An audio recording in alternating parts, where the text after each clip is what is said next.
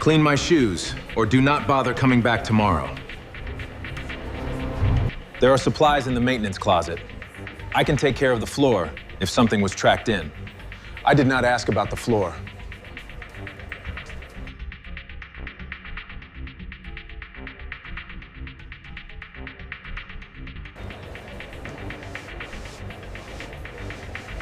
See?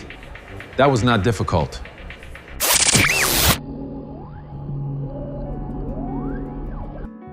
Clean my shoes, or do not bother coming back tomorrow. James Wilson thought he had misheard him.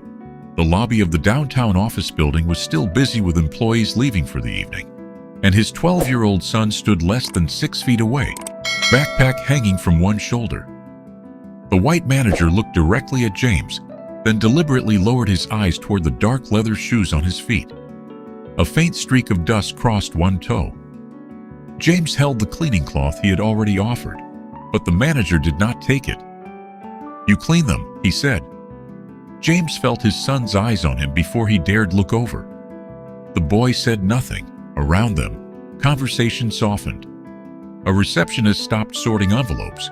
2 employees near the elevators suddenly became interested in their phones, although neither walked away. James understood the choice being placed in front of him. Refuse, and tomorrow's shift might disappear. Comply, and his son would watch his father accept something no employee should have been asked to do. "There are supplies in the maintenance closet," James said quietly. "I can take care of the floor if something was tracked in." The manager gave a thin smile. "I did not ask about the floor." James tightened his fingers around the cloth. He had spent years teaching his son that dignity did not require shouting, and that strength sometimes meant controlling the first thing anger told you to do. Those lessons felt heavier now. "In front of my son?" James asked. The manager glanced toward the boy, then back at James. "Then give him a lesson about keeping a job." Something changed in the boy's face, not tears, not fear. His expression became strangely still. One hand slipped quietly toward the pocket of his jacket. James noticed the movement, but he could not understand it. All he knew was that his son had not spoken a single word. Only a few hours earlier, James had been standing in his small kitchen, spreading peanut butter across toast while his son searched for a missing homework folder. Morning light came through the blinds in narrow bands, catching the steam above James's coffee. He had already packed his lunch, checked the electric bill on the counter, and calculated how much of Friday's paycheck could go toward the school field trip. There was never much left after rent, groceries, and utilities, but James had learned to make ordinary things feel dependable. "Check under the couch," he told his son. 30 seconds later, the folder appeared. James smiled without taking credit. That was how most mornings worked between them. Small problems, quiet solutions. Before leaving, James straightened the boy's jacket and reminded him to finish his math assignment before playing video games. His son rolled his eyes with the exaggerated patience of a 12-year-old, then hugged him anyway. James carried that moment into work. At 43, he had spent enough years cleaning office buildings to know that people often noticed polished floors before they noticed the person who polished them. He did not resent the work. He took pride in leaving every lobby cleaner than he found it, and he knew which employees stayed late, which security guard needed decaffeinated coffee, and which receptionist always forgot her umbrella. When a new custodian struggled with the floor machine that afternoon, James quietly showed him how to adjust the handle instead of calling a supervisor.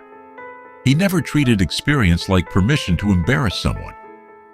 Shortly after 4, James received a call from the after-school program. A plumbing problem had forced an early closure, and parents needed to pick up their children immediately. James looked at the remaining hours on his shift, then at the schedule posted inside the maintenance room. Missing those hours would hurt. Missing another shift would hurt more. He called the front desk, explained the situation, and received permission for his son to wait quietly near reception until James finished.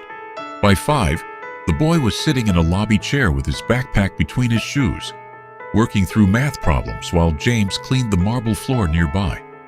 Every few minutes, James looked over. Every time, the boy was exactly where he had promised to be. Then the manager stepped out of the elevator. His gaze moved from James, to the boy, to the freshly cleaned floor. James immediately recognized the tightening around his mouth. "He will not be in anyone's way," James explained. The manager did not answer at first. He simply looked at the child as though his presence had changed the building. Then he looked back at James. "Personal problems stay outside of work." James kept his voice even. "The front desk approved it. I only have a little longer on my shift." The manager glanced toward reception, clearly displeased that someone else had already said yes. Then he walked across the damp edge of the recently cleaned area. When he stopped, a faint streak marked one polished shoe. James saw him look down. Then the manager slowly turned around. And for the first time that evening, James noticed his son had stopped doing his homework.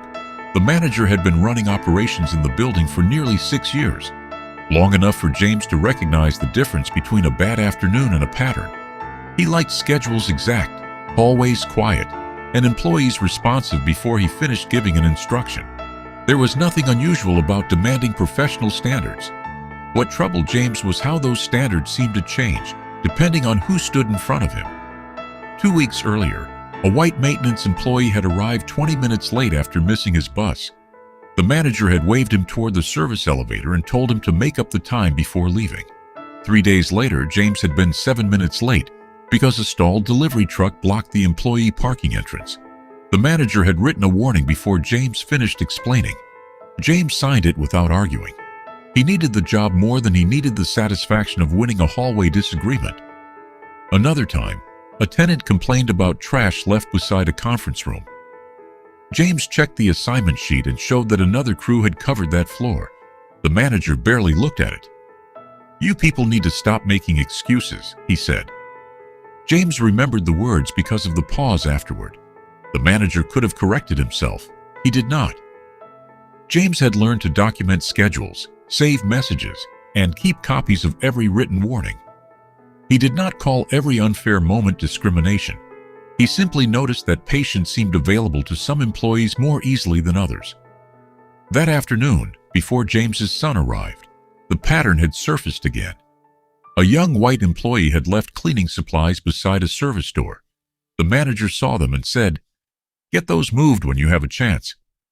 Less than an hour later, he found James's cart temporarily parked near the lobby wall, while James replaced a trash liner. "This is not your living room," he told James. "Move it now." James moved it. The receptionist looked up from her desk, then quietly looked away. James noticed that too.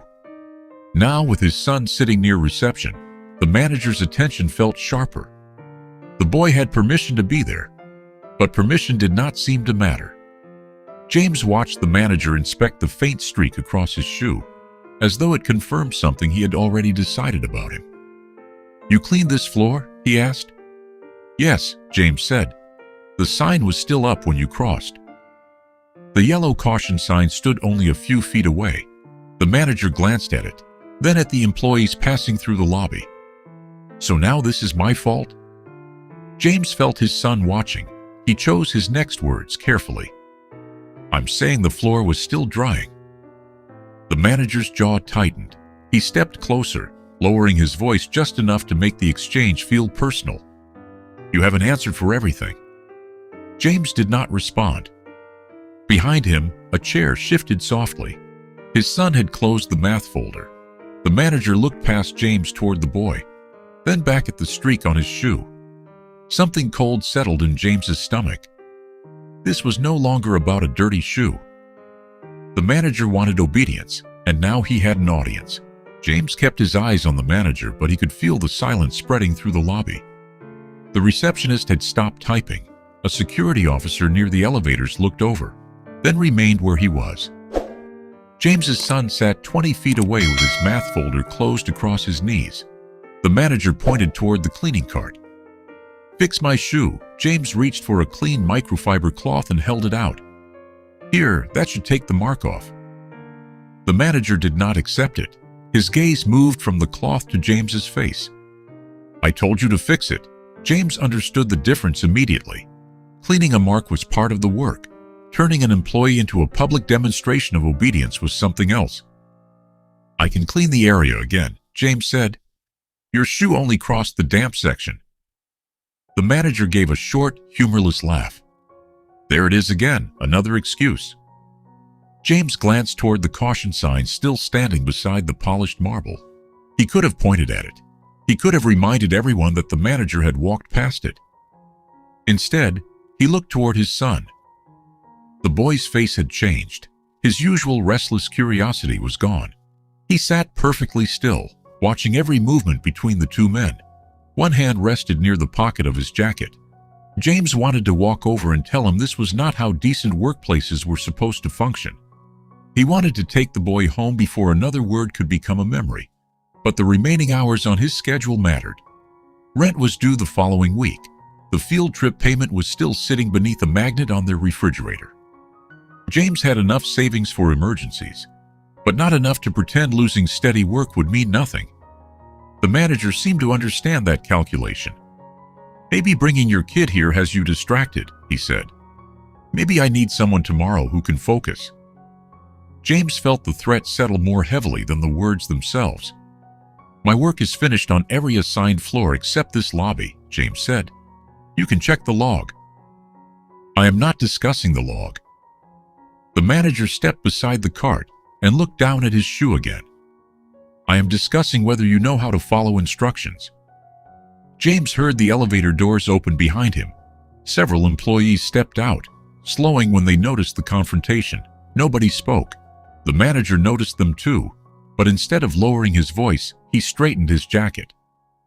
James realized the audience was no accident anymore. The manager wanted witnesses to his authority. Then his eyes shifted toward James's son. "Your father seems confused about who makes the decisions here." James's expression hardened for the first time. "Leave my son out of this."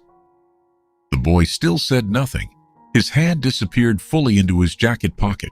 The manager looked back at James, then extended one polished shoe slightly forward.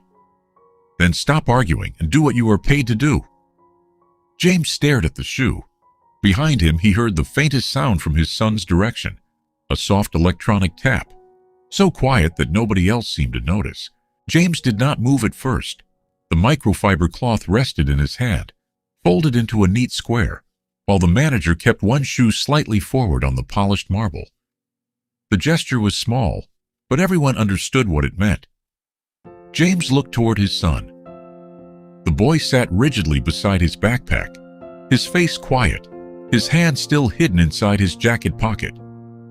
James searched his eyes for embarrassment. What he found was harder to read. "I offered you the cloth," James said.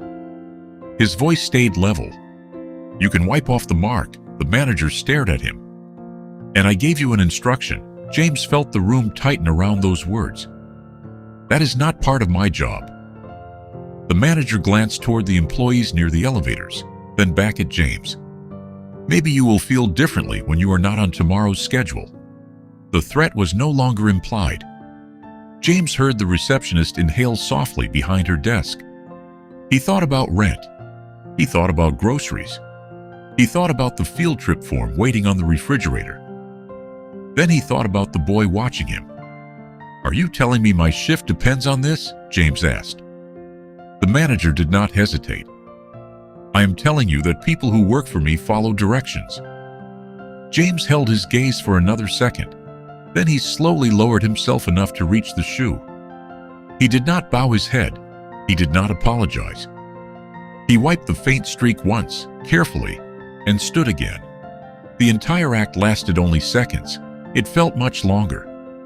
The manager inspected the leather as though he had won something. "See," he said, "that was not difficult." James folded the cloth and placed it back on the cart. His hands were steady. "No," he said quietly. "It was not difficult." The manager seemed satisfied until James added, "That does not make it right." The manager's expression tightened. "Watch yourself." James looked toward his son again. The boy had not spoken. His eyes were fixed on his father, but there was no shame in them now. There was concentration. James could not understand why. The manager turned away and walked toward the elevators. passing the same caution sign he had ignored minutes earlier. Nobody followed him immediately. The receptionist looked at James with an expression that seemed caught between sympathy and guilt. One of the employees near the elevator lowered his phone and said, "James, I saw what happened." James nodded once. He was not ready to talk about it. He returned the cloth to the cart, removed his gloves, and checked the clock. His shift had 11 minutes remaining. He finished those 11 minutes. He emptied the last trash container, signed the cleaning log, returned the cart to the maintenance room, and clocked out exactly when scheduled. Only then did he walk toward his son. The boy stood and put on his backpack without being asked. James wanted him to say something, anything. Instead, the boy slipped his hand from his jacket pocket and held it closed around his phone. James noticed the screen was still glowing. When their eyes met, the boy quietly pressed one button, and the light went dark. The ride home was quieter than James expected. His son sat beside him with the backpack between his feet, watching storefront lights pass across the passenger window. James kept both hands on the steering wheel. Every few blocks he glanced over, hoping the boy might ask a question. None came. At a red light, James looked down at his own hands. They were clean now, but he could still remember the cloth between his fingers, the polished leather beneath it, and the manager standing above him while strangers watched. What hurt most was not what James had done. It was not knowing what his son believed he had seen. "You know that was not normal, right?" James finally asked. The boy turned from the window. He nodded once. James waited, but silence returned. "Sometimes people with authority use it the wrong way," James said. "And sometimes you have to think about what comes next before you react." The boy looked down at his phone. James swallowed. "But I do not want you thinking I did that because I believed I was less than him." The words came more slowly now. "I did it because losing a paycheck affects more than me." His son looked at him for several seconds, then lowered his eyes again. James felt something sink inside his chest. He wondered whether the boy was disappointed. He wondered whether all those conversations about dignity had sounded hollow after what happened in the lobby. When they reached home, James heated leftover chicken and rice, while his son carried his backpack to the kitchen table. Usually, the boy would complain about homework or ask what they could watch after dinner. That night, he barely touched his food. James did not push him. After washing the dishes, James found the field trip form beneath the refrigerator magnet. He stared at the payment amount for a moment, then placed it back. Tomorrow's shift still mattered. Upstairs, his son sat at his desk with the bedroom door partly open. James passed once and saw the glow of the phone against the boy's face. He seemed to be replaying something. James kept walking. A few minutes later, he heard the soft sound again. Then a man's voice came through the small speaker. "Maybe you will feel differently when you are not on tomorrow's schedule." James stopped in the hallway. His breathing went still. The recording continued. His own voice followed. "Are you telling me my shift depends on this?" Then the manager answered, clear enough that there could be no misunderstanding. James stepped toward the doorway, but before he reached it, the recording stopped. His son was typing a message. James could only see the first few words from where he stood. "This happened to my dad today." The boy attached the recording. Then his finger hovered over the screen. For the first time since leaving the building, James understood that his son's silence had not been empty. James stepped into the doorway before his son could press send. The boy looked up quickly, his thumb frozen above the screen. For several seconds, neither of them spoke. James could see the message now. It was addressed to Ms. Carter, the school counselor who had helped families with workplace and housing problems before. The recording was attached beneath one simple sentence. "This happened to my dad today." James pulled out the chair beside him and sat down. "You recorded all of it?" The boy nodded. "From when he started talking about tomorrow's shift." James looked at the phone, then at his son. "Why did you not tell me?" The boy lowered his eyes. "You always tell me not to make things worse when I'm angry." His voice was barely above a whisper. "So I thought I should keep proof instead."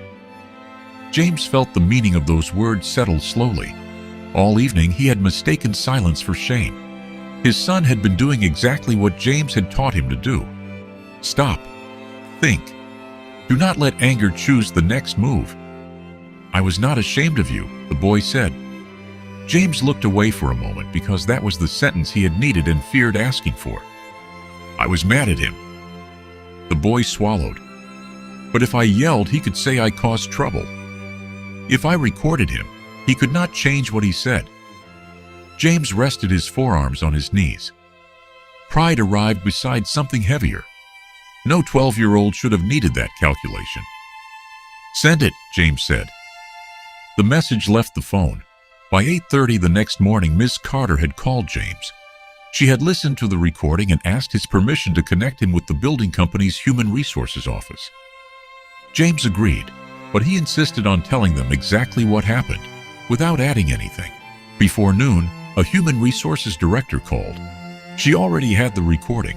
She asked James for the names of anyone who had witnessed the exchange. James gave her the receptionist, the security officer, and 2 employees near the elevators. Then she asked whether there had been earlier incidents. James opened the folder where he kept copies of schedules, warnings, and messages. For years, documentation had felt like protection nobody might ever see. Now, every page had context. That afternoon, the receptionist confirmed the threat about James's shift. The security officer confirmed the manager had crossed the marked damp floor. Another employee described seeing James offer the cloth before being ordered to clean the shoe himself. Human Resources did not tell James what conclusion they had reached. They told him only that the matter required immediate review. Then came the sentence he had not expected. His scheduled hours would remain unchanged while the investigation continued, and the manager would not supervise him during that process. James ended the call and sat quietly at the kitchen table. Across from him, his son worked on the same math assignment he had closed in the lobby. James watched him erase an answer and try again. The boy had never raised his voice. He had never challenged the manager. Yet somehow, his silence had carried the truth farther than anger ever could. The investigation moved faster once the recording gave every witness a fixed point to return to. Human Resources interviewed the receptionist first, then the security officer, then the employees who had stopped near the elevators. Their memories differed on small details, but not on the important ones. James had offered the manager a clean cloth. The manager had refused it. James had pointed out that the floor was still drying. The manager had connected obedience to James's next shift, and James's 12-year-old son had been sitting close enough to hear everything. When the manager was interviewed, he called the exchange a misunderstanding.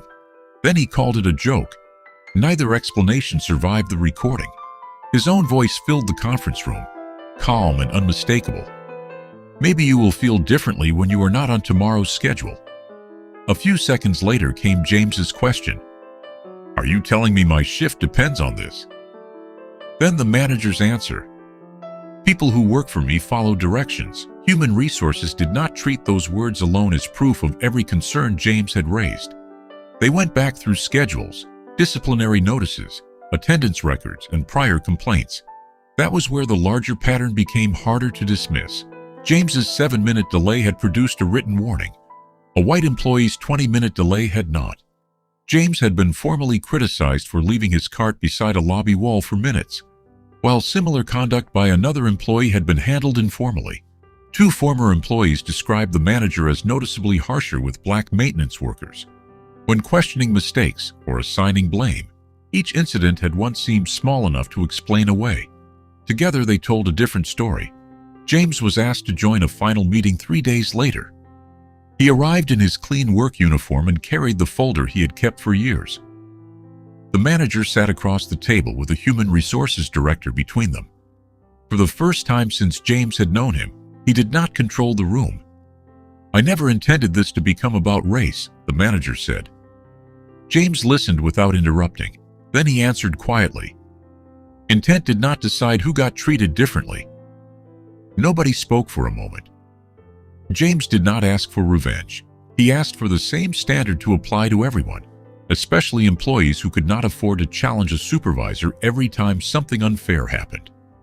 Human Resources informed the manager that he was being removed from supervisory duties. While the company completed its disciplinary decision, James's schedule and employment record would be protected from retaliation, and the warning connected to the earlier parking delay would be reviewed. That evening, James told his son what had happened. The boy listened from the kitchen table, pencil resting beside his math book. James finished, expecting a question. Instead, his son looked at him and finally said the words James had been carrying since that night in the lobby. "I knew you did not deserve that." James felt his throat tighten. The boy looked down at his homework, then added, "I just wanted somebody else to know it too." A few weeks later, James received a letter confirming that the investigation was complete. The company had found serious violations of its conduct, anti-discrimination, and anti-retaliation policies. The manager would not return to a supervisory position in the building.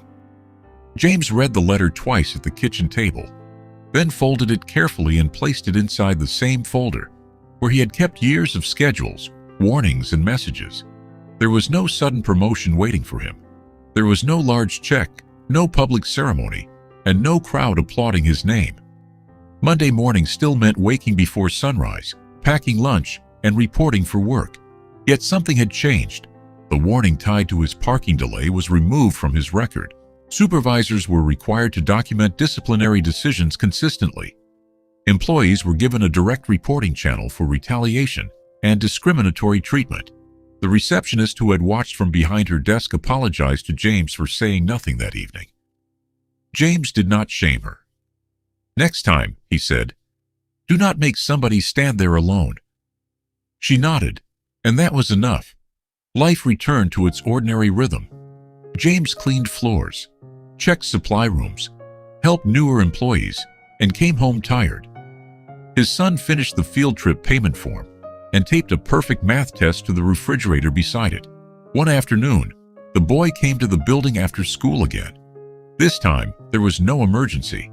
James had arranged permission in advance because they were going to pick up groceries together after his shift. When James finished, they walked through the same lobby side by side. The marble floor reflected the overhead lights. The elevators opened and closed. People crossed the space without knowing what it had once meant to them. James slowed near the place where he had stood with the cloth in his hand. His son noticed. "Dad?"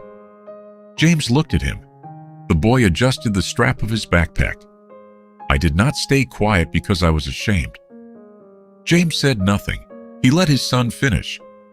"I remembered what you always say. Being angry does not mean anger gets to decide what you do." James felt his eyes grow warm. His son looked toward the floor. "So I thought about what would actually help." For a moment, James remembered believing that his dignity had disappeared in front of his child. Now he understood that the boy had seen something entirely different. He had seen his father refuse to let humiliation decide who he became. James placed one hand gently on his son's shoulder. They continued toward the glass doors. Outside, evening traffic moved steadily along the street, and the grocery list waited inside James's coat pocket. Nothing about the world looked transformed. That felt right. Justice had not erased what happened. It had simply stopped one man's authority from becoming permission to repeat it. James opened the door for his son. The boy stepped through first. Then James followed, leaving the polished lobby behind them.